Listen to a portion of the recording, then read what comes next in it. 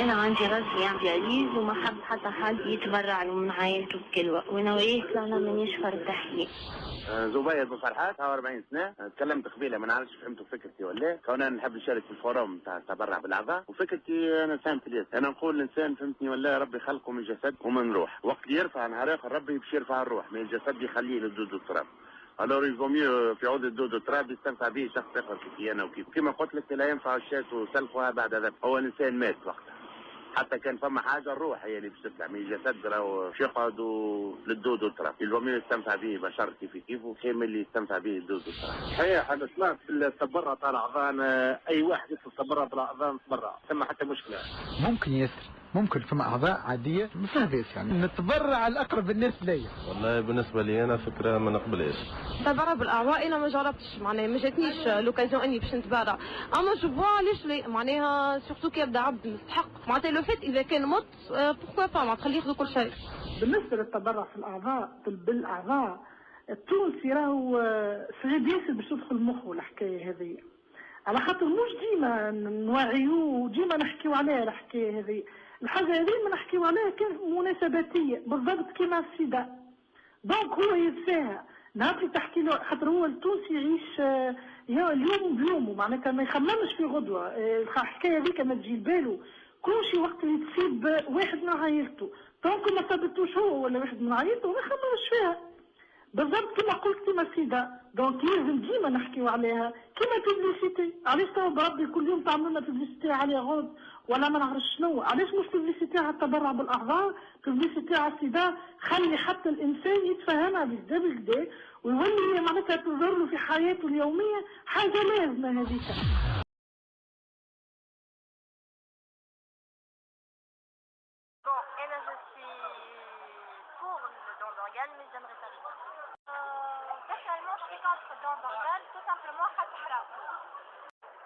Je suis pour le don d'organes parce que ça peut aider beaucoup de gens qui sont dans la nécessité d'avoir besoin des organes. Par exemple, dans un accident, la Hajj ou un membre de la famille a besoin d'un organe, c'est toujours bon à avoir. Moi je suis pour le don d'organes parce que je pense que ça permet de sauver des vies et je pense que c'est un geste humain qui devrait se répandre chez tout le monde. Je suis pour les dons d'organes car en fait ça permet de sauver des vies, telles que pour les gens qui ont des maladies de cœur, ça leur permet par un don d'organes d'avoir une vie prospère et saine. Mais je suis également contre les dons d'organes car il y a des gens qui font ça sans autorisation et c'est vraiment dangereux, comme par exemple de voler des reins, voilà. Je suis pour le don d'organes, ça peut aider à sauver des vies. Je suis contre don d'organes على خاطر نخمم في الحكايه وقالوا توا للحلال ما عادش فما بروبليم تاع حرام. D'accord. En fait concernant le don d'organes je suis pour. La raison pour laquelle je suis pour, c'est tout simplement parce qu'en fait, ça va permettre d'aider les personnes qui sont en détresse et c'est vraiment un signe humanitaire.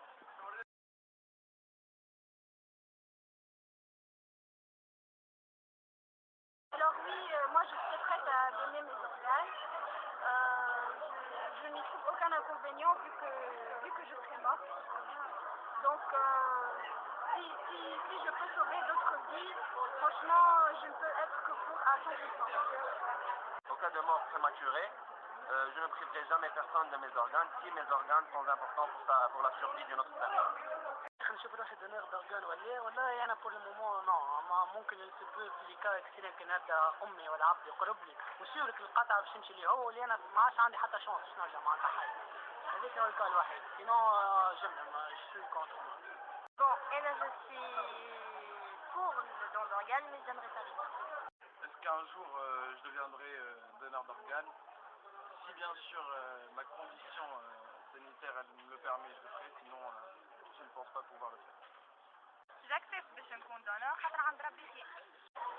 هذه حاجة معناتها اسونسيال حتى أنا نهاريت معناتها كيف تمشي تحت التراب، الناس الكل باش تمشي تحت التراب.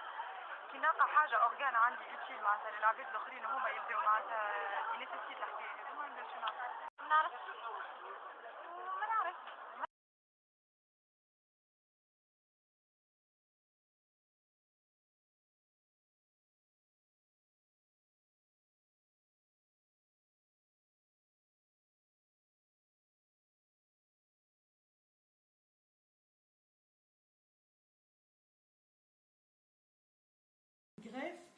fait, c'est quand une personne est en insuffisance organique terminale, c'est-à-dire que cette personne a un organe qui ne fonctionne plus du tout, qu'il n'y a plus aucun traitement pour suppléer à la fonction de cet organe, on est obligé de le changer et donc on fait une greffe. Donc on va prendre l'organe chez un autre être humain et on va le greffer.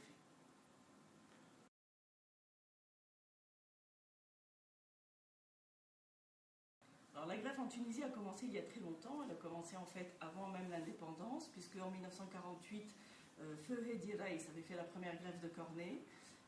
En 1986 a eu lieu la première greffe rénale, en 1993 ça a été la première greffe du cœur, et en 1998 la première greffe de foie. En 1998 aussi on a fait la première greffe de moelle osseuse. En 2002 on a eu l'institution d'une banque nationale de tissus où on a eu les greffes, on a préparé les greffons pour les têtes fémorales, c'est de l'os spongieux et de la membrane amniotique qui vient des placentas humains pour les ophtalmologistes.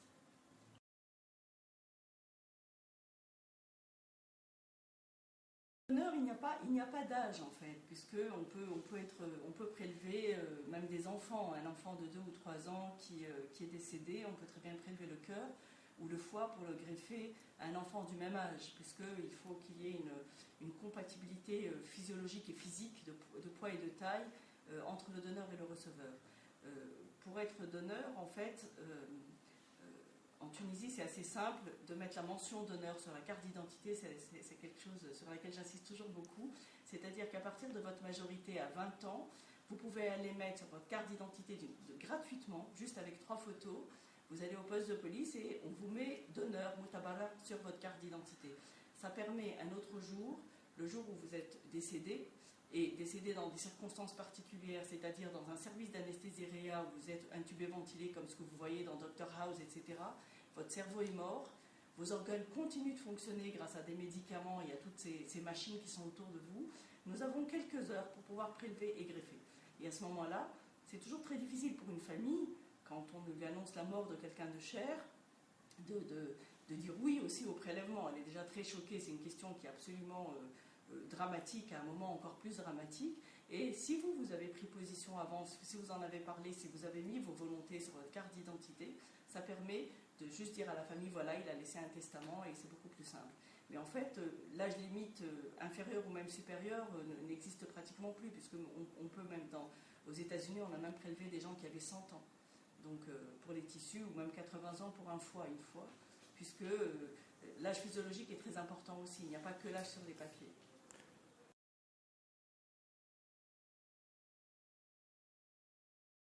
Donc en Tunisie, les organes qu'on greffe sont le foie, le cœur, les reins, surtout les reins, on a beaucoup de chiffres pour les reins. Il y a une équipe qui se prépare pour le poumon, et on a greffé une fois le pancréas. Dans le monde, on greffe en plus de tout ça des blocs cœur-poumon, l'intestin, c'est quand même assez rare mais ça se fait. Donc voilà. Pour les tissus, on greffe les cornées, la membrane amniotique, le tissu spongieux, c'est les têtes fémorales, c'est de l'os. Et dans le monde, eh bien, on greffe d'autres choses, des artères, des veines, de la peau, des valves humaines, etc. Il y a beaucoup de choses qu'on fait. Peut-être qu'on y arrivera dans pas très longtemps aussi en Tunisie. Voilà.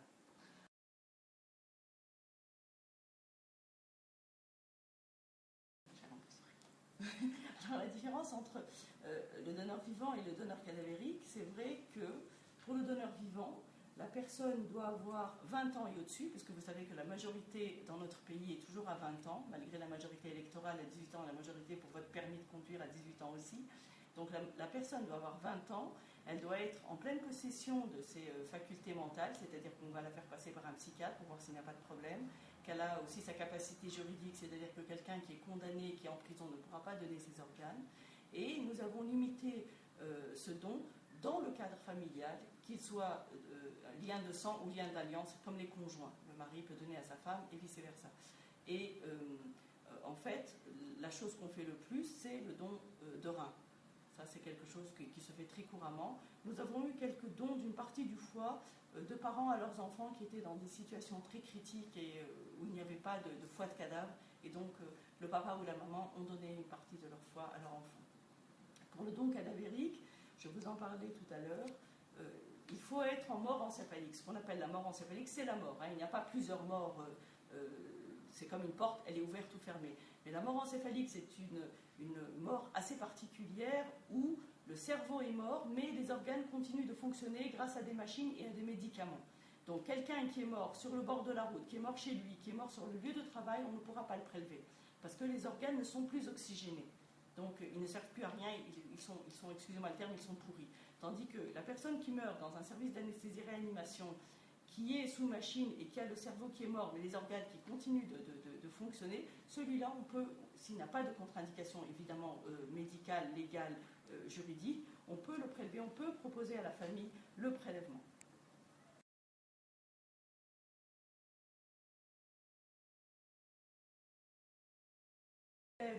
Où est-ce qu'on greffe en Tunisie? C'est une question qui est très importante. On ne peut prélever que dans les hôpitaux autorisés par un décret qui paraît au journal officiel, et ce décret est signé par le ministre de la Santé publique. Et les hôpitaux universitaires sont agréés pour certaines choses. C'est-à-dire que, par exemple, je vais vous prendre un exemple, l'hôpital Charles-Nicolle peut tout prélever mais ne greffe que le rein. L'hôpital de la Marsa peut tout prélever mais ne greffe que le foie. Donc vous voyez que ce sont des choses qui sont vraiment très précises. En clinique, on ne peut absolument pas prélever, on ne peut pas greffer d'organes, on ne peut greffer que des tissus, c'est-à-dire la cornée, la membrane amniotique ou l'os spongieux, pas plus.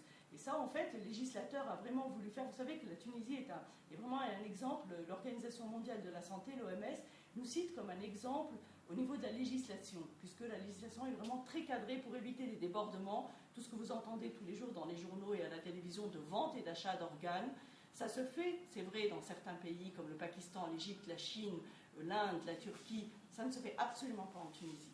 C'est-à-dire que vraiment, c'est très cadré. La personne qui met même en relation, le médecin qui va mettre en relation un donneur et un receveur, rien que les mettre en relation, il est déjà rayé du Conseil de l'ordre, il sera en tôle pour 5 ans, minimum.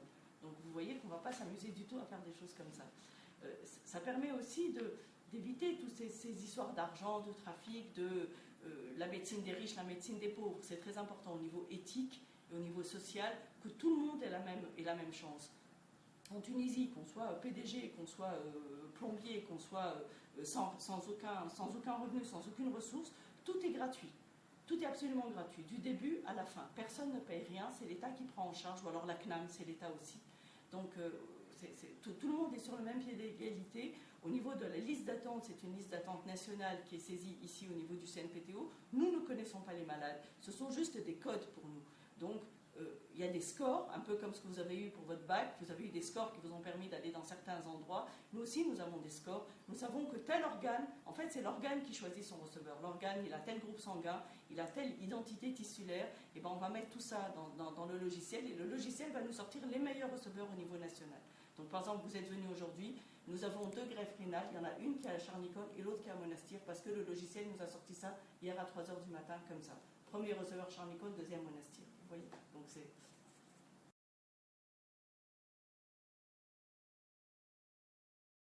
Les greffes sont effectuées dans des blocs opératoires, dans des hôpitaux autorisés, comme je vous ai dit. C'est très important cette notion de bloc opératoire parce que souvent on a cette idée un peu de Frankenstein, un peu ce que vous voyez tous vous dans NCIS, NIPTUC, etc. Je suis sûre que vous adorez tous ces émissions-là. On a l'impression qu'on est comme des petits Dracula, on va aller dans un petit coin ou dans un hôtel ou dans un couloir et qu'on va complètement ouvrir la personne, prendre tout ce qu'on veut, les bras, les jambes, la tête, tout ce qu'on veut, et puis le jeter et partir. Ce n'est vraiment pas comme ça, c'est une vraie intervention chirurgicale, exactement comme vous enlevez un rein parce qu'il y a dessus un cancer ou parce qu'il y a une autre pathologie, une autre maladie, et ben on va l'enlever pour le greffer. Mais dans ce cas-là, on va l'enlever sur un mort, en fait, pour le mettre à un vivant à qui on va redonner une nouvelle vie. Donc l'intervention chirurgicale, c'est une intervention banale qui est facile à faire, avec une cicatrice pour laquelle on met vraiment tous nos efforts pour qu'elle soit la plus esthétique possible. C'est vraiment un truc ici, c'est pas du tout ce qu'on voit dans les autopsies et c'est assez dramatique. Et pour transporter le greffon, donc nous avons juste quelques heures pour greffer. Il n'y a pas de banque d'organes, il y a des banques de tissus. On met les tissus à plus 4 ou alors à moins 80 ou à moins 196 dans l'azote en vapeur. Pour les organes, nous avons quelques heures. Le cœur doit être greffé dans les 4 heures, le foie doit être greffé dans les 12 heures, de 12 à 16 heures, et le rein, on peut aller jusqu'à 36 heures, pas plus. Parce que sinon, il ne peut pas, les organes ne peuvent pas rester sans oxygène. Ils sont mis dans des boîtes très spéciales, avec un liquide aussi spécial, qui leur permet d'être conservés et transportés. Ils sont transportés dans des sortes de glacières qui ont une traçabilité même au niveau de la température. Donc vous voyez, en fait, du début à la fin, on veut vraiment donner le meilleur organe au meilleur receveur.